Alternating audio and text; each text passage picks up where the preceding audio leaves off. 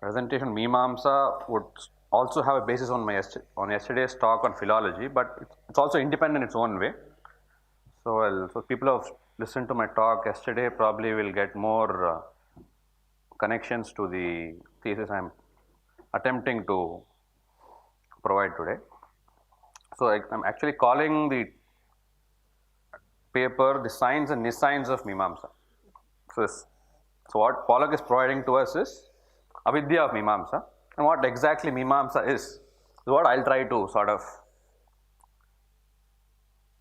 present.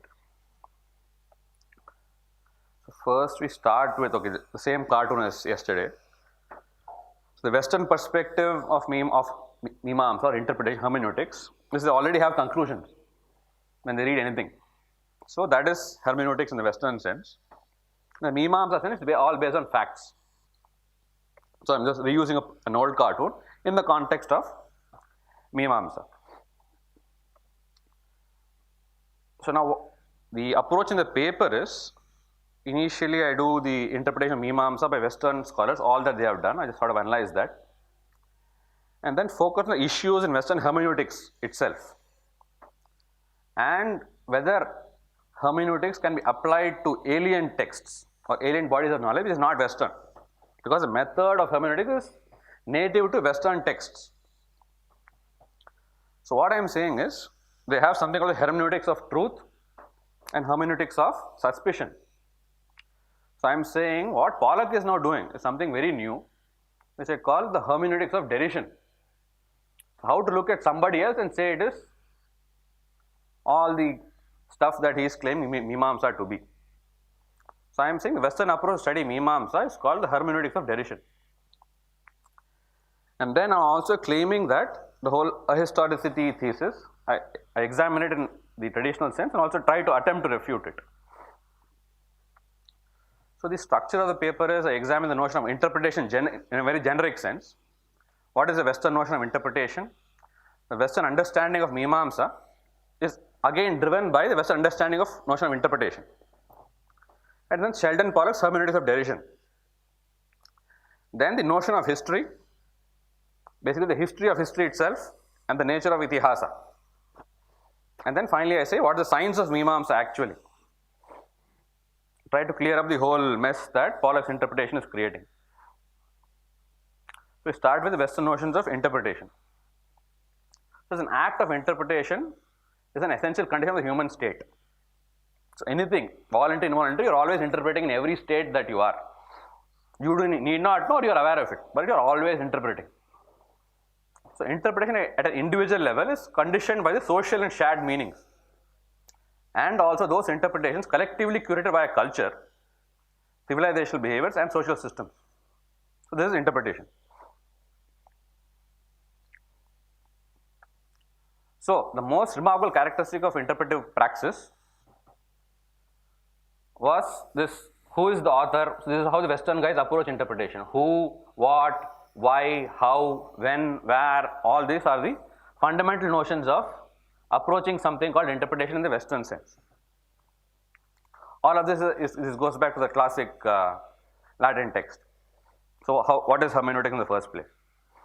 So that is how they approach hermeneutics. And then there is something called as a hermeneutic circle. So it's a very prominent and recurring theme in all discussions of hermeneutics. So they say, if I read a line, what does it mean in the context of the larger text? And then in the context of the larger text, what does the line mean? So the whole understanding goes in circles. The foundational law of all understanding knowledge is to find the spirit of the whole through the individual, and through the whole to grasp the individual. So one's understanding of a text as a whole is established by reference to the individual parts, and one's understanding of each individual part by reference to the whole. So fundamentally, they do not have a top-down approach to understanding anything. They only have a bottom-up approach. So given that perspective, Pollock has understood something because he is approaching everything from a bottom-up perspective. So any Western academic scholar will approach everything from a bottom-up analytic perspective. Because this whole, the journey in scholarship is I go one circle up, I might be bad, then I come down again, next iteration I might know more, next I might know more. So the approach to understanding is circular and iterative. So probably after 100 iterations, he might become a very good, he might probably know to interpret our text in our own way. Probably in his third or fourth iteration. One way to look at Pollack's approach to our text and also of all of Western Indology. So we have, let's say, one example, we have a 7,000-year-old history of understanding our text. They have 200 years, 250 years. They're probably in the second circle only.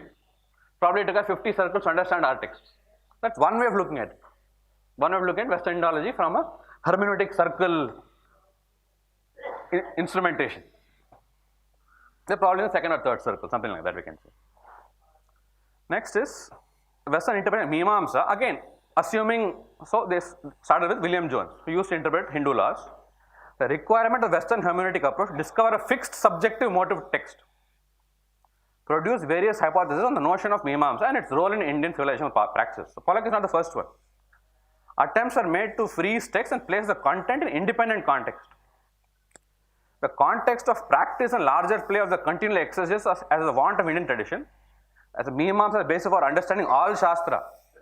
So Mīmāṃsā actually is a clarification text for all Shastra. It is not a Shastra, it's the text that Shastra use after understanding everything. Only those people who know all the other Shastras can even know how to use Mīmāṃsā. Right? So the fundamental divine and sacred approach to Mīmāṃsā is willfully ignored. Fundamental base of Mīmāṃsā is it's sacred. So Western characterization, I'll just summarize something of the last 250 years. They call it non-godly, ungodly, atheistic, oppressive, ritualistic, segregative, socially divisive. Pollack actually calls it genocidal, racial, ahistoric. So all of these are the Western characterization of Mīmāṃsā. They are their entire set of accusations. So now this is something which I have coined. This is the hermeneutics that he is practicing. New form hermeneutics, I call it the hermeneutics of derision. So try to read something so that you can hate it. That's how he reads any Indian text. So he says he takes aim at Mīmāṃsā as part of multiple theses that derive from his well-disguised methods of philology. 3 or 4 papers I refer to. These are primary expositions on Mīmāṃsā. The first thing he does is chronology manipulation. Mīmāṃsā dates, he moves it somewhere to a period after Buddha. Right? And this is from Rajiv's quote, so that he can prove that the Mīmāṃsā was a reaction to Buddhistic thought and all that. And he theorizes the opposition between Buddhism and Hinduism. And Mīmāṃsā as being the wedge to differentiate and base the fanciful hypothesis. And then he builds an elaborate thesis on the existence of whatever it is, the asymmetrical relations of power.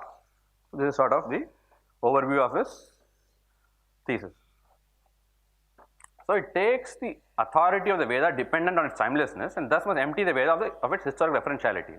So whatever Professor Tilak mentioned in the first talk, so Vedicization, it adopts the Veda's putative historicality.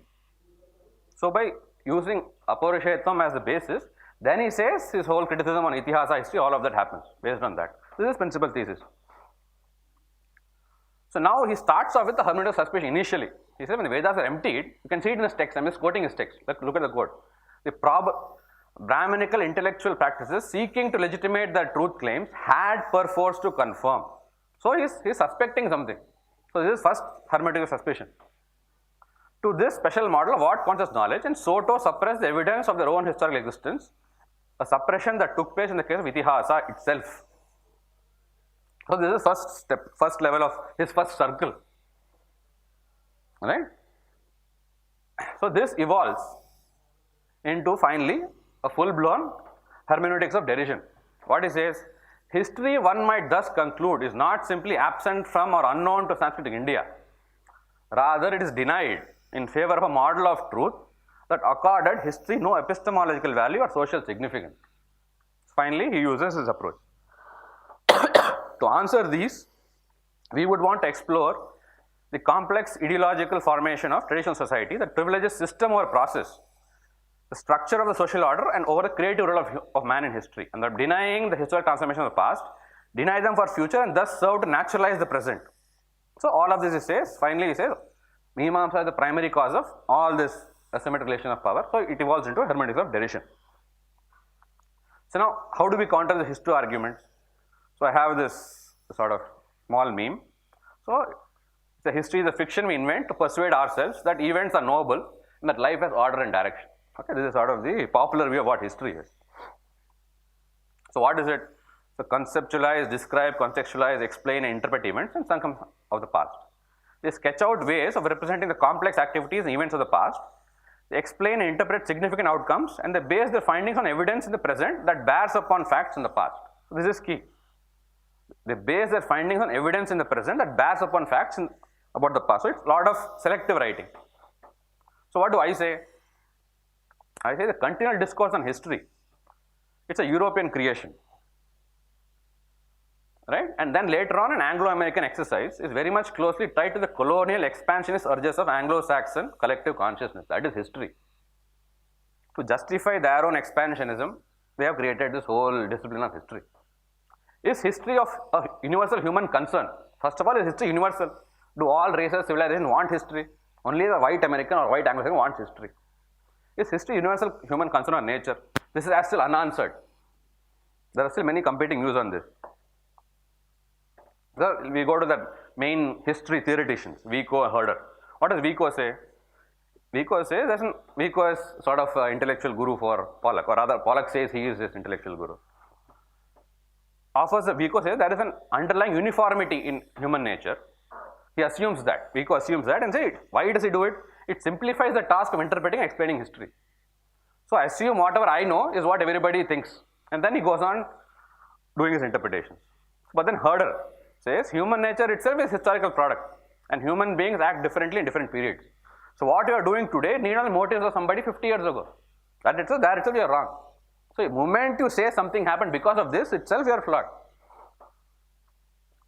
Then what does Hegel say, greatest so-called academic or historical theoretical academic?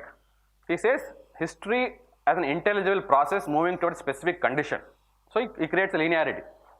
He attempts to incorporate the civilization of India and China into his understanding of world history, though he regards those civilizations as static and therefore prehistorical. So if you are not interested in your history, you are prehistorical. Now what does prehistory mean? Yeah. So what do I say? In the Western views of history, there is no harmony or universality of purpose. It is well known that there are no well-known laws of history in their own Western scientific sense. So history is fundamentally a totally non-scientific pursuit in their own definitions and terminology. So then this whole notion of objectivity. Okay. So is it possible for historical knowledge to objectively represent the past? Or are forms of bias, omission, selection and interpretation such as to make all historical representation dependent on the perspective of the individual historian? Does the fact that human actions are value-laden make it impossible for the historian to provide any non-value-laden account of those actions? It's impossible to be objective. Moment there's one person writing history. So the biggest argument against history is this amazing treatise by Popper. It's called The Poverty of Historicism. There's still no response from the West for the last nearly 50 years now. He says he wrote it in 1964, still no response from the West at all for this. So the book is written in the memory of countless men and women of all creeds of nations who fell victim to the fascist and communist belief in the laws of historical destiny. So history is used only for genocide by the West. Historicism often requires remodeling of man. They are bad at imagining conditions under which an identifying trend ceases. So there's a bunch of, they confuse ends with aims. There's a huge number of accusations he has given. There's no response to this from the West at all. So now I juxtapose this with Itihasa.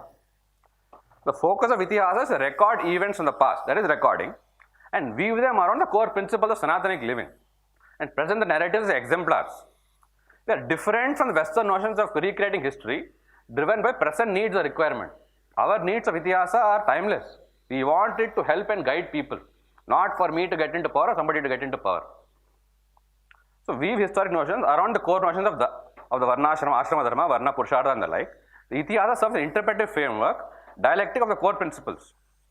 The characters and events are embellished for the primary purpose, education and elucidation of Dharma for all differing levels of intellect.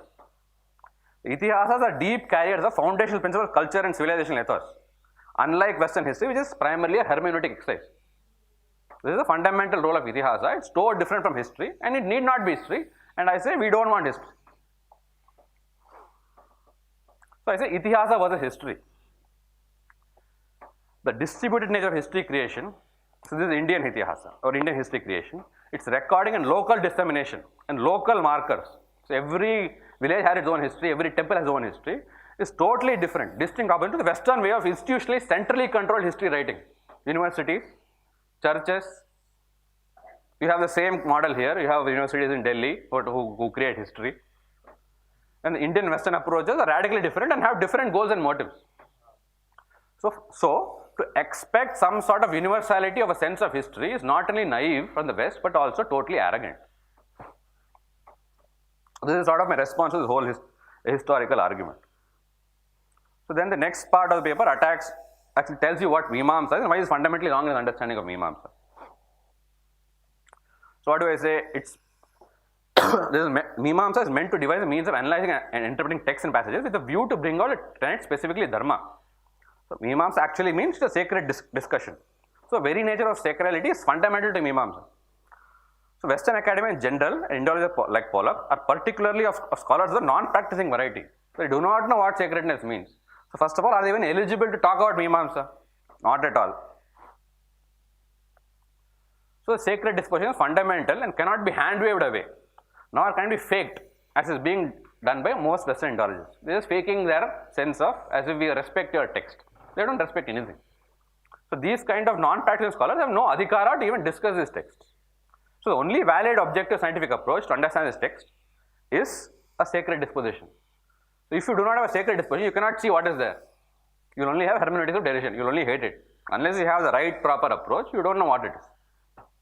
So what the Western Indologists are attempting to using the non-sacred approach can be compared to someone trying to critique the theory and practice of physics without acknowledging the basic axioms of arithmetic and logic, which is what Pollock is doing. I don't believe in addition, multiplication, but I will critique quantum theory.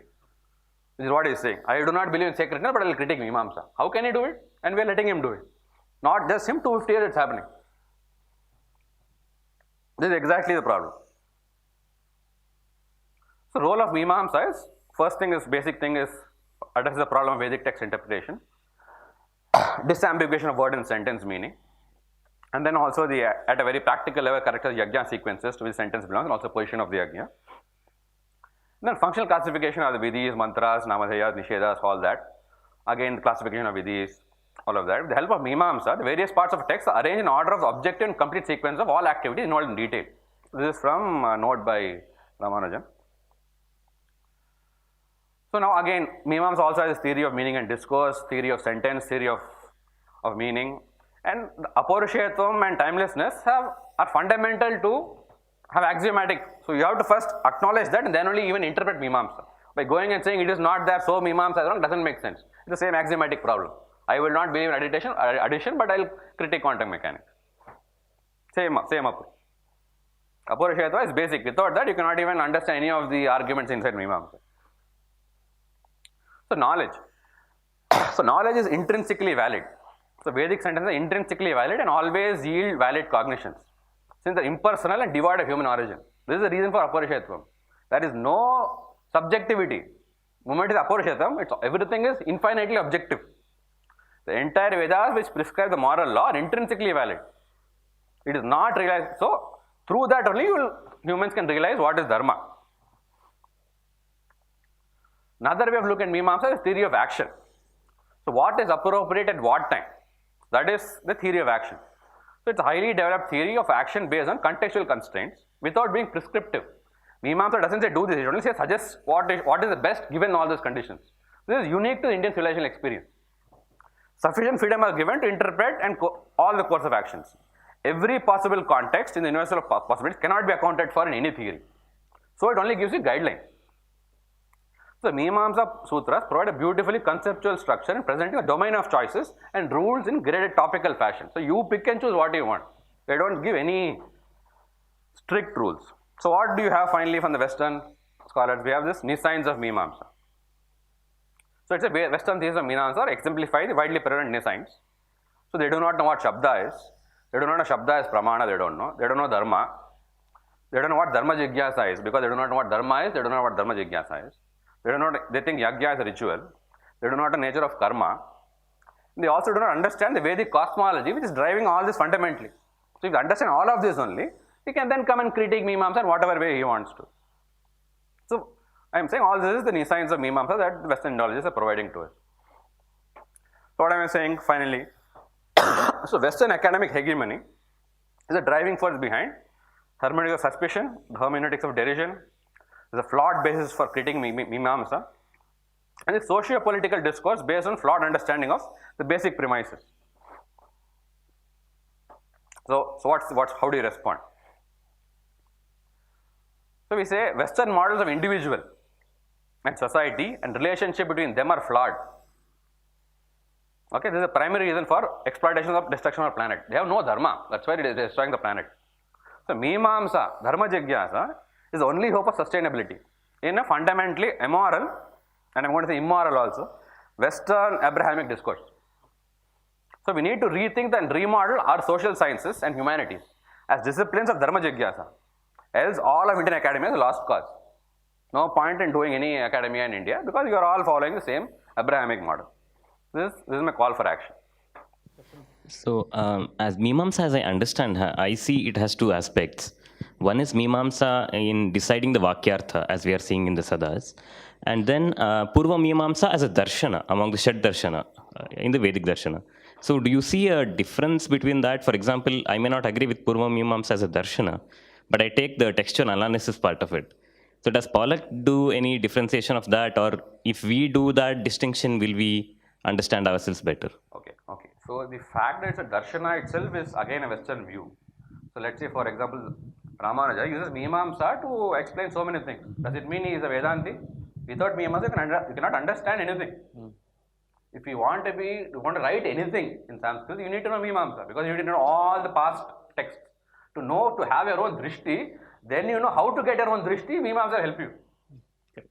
It helps you in creating a drishti. So its role is very different from what he is even projecting in the first place.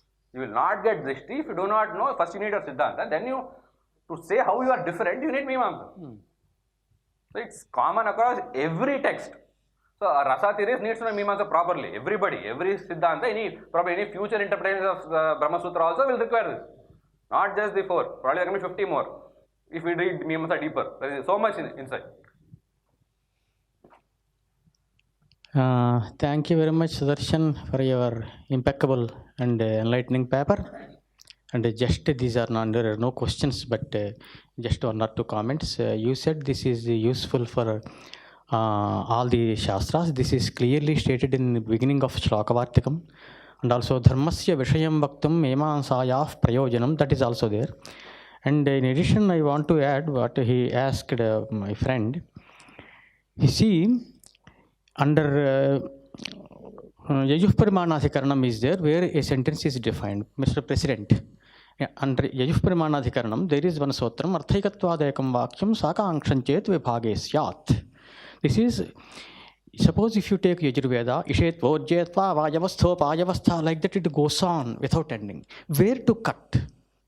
How much, how to take as a piece of sentence, we want a sentence, where to cut, how to take, what is the definition of a sentence? There, Kumarala Bhatta in Tantravartikam clearly says, although the sotram is actually meant for deciding and defining a yajus or vakyam, mantra brahmana yokeshu vaktavyam kvapayujyate, in mantra bhaga, brahmana bhaga, and also laukika sanskritam.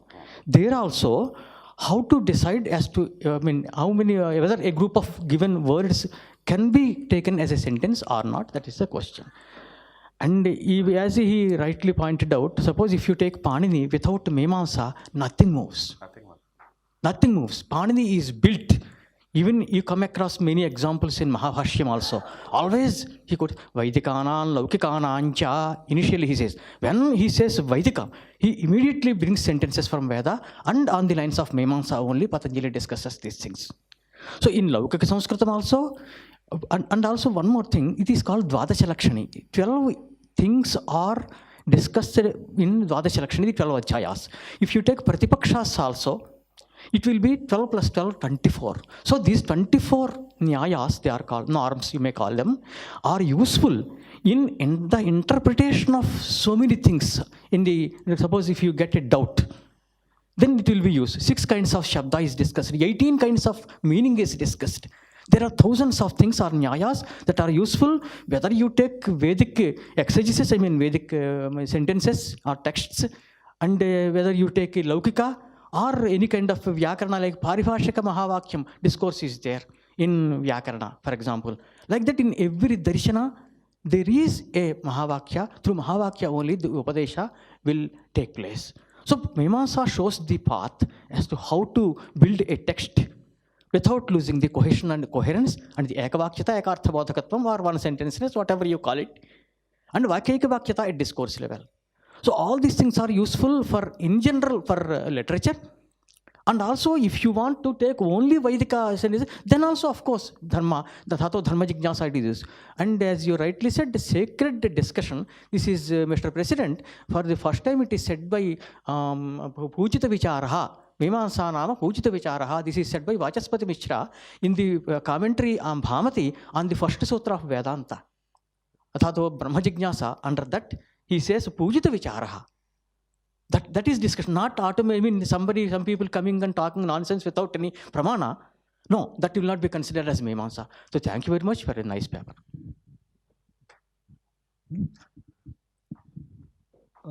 Thank you for your presentation. That was very enlightening. And I just have a very small question. Where did you get the term hermeneutics of derision? I said it's mine. Oh, it's yours. Very needed. It is needed. That's what I'm saying. It is needed because this is what they are doing. Okay, so very interesting. Thank you very much. To help me, you can do 2 things. You can go to the subscribe button on my YouTube and subscribe. We need more subscribers there. Secondly, I get lots of emails on people saying, how do we donate? How can we help you? You go to rajivmalhotra.com or you go to infinityfoundation.com and you can hit the donate button. You can donate in dollars. There are different ways mentioned. If you want to donate in rupees, there is a column called Infinity Foundation India, and you click that and there are instructions on how you can donate in India.